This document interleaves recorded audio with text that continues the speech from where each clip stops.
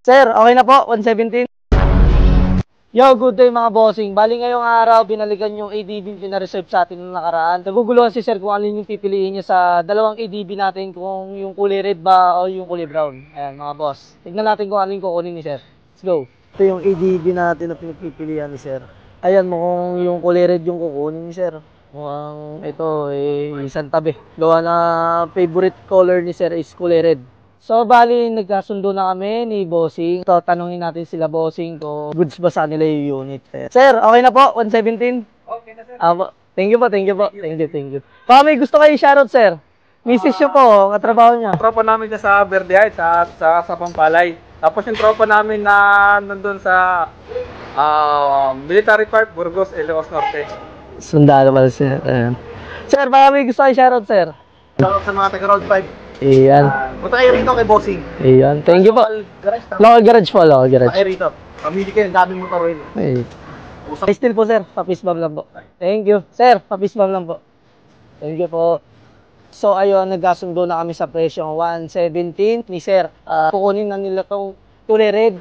Bali, available na ulit yung kulay brown nating ADB. Sa mga naghahanap ng ADB dyan, nung nakaraan, yung mga nag-walk-in dito sa amin na walang nakuha ang ADB, puntahan niyo na ako ngayon. Let's go.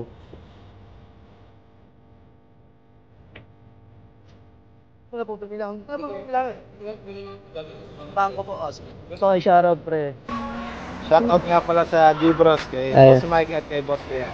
Ayun, shoutout kay Kuya Lean, kay Kuya Mikey, sa mga gusto magpa-repaint po dyan. Ang location nila, San Jose del Monte lang din mga boss, solid mag-repaint dyan. Ayan, lahat ng mga tropa natin doon nagpapa-repaint sa kanila. Yan, shoutout sa inyo mga boss.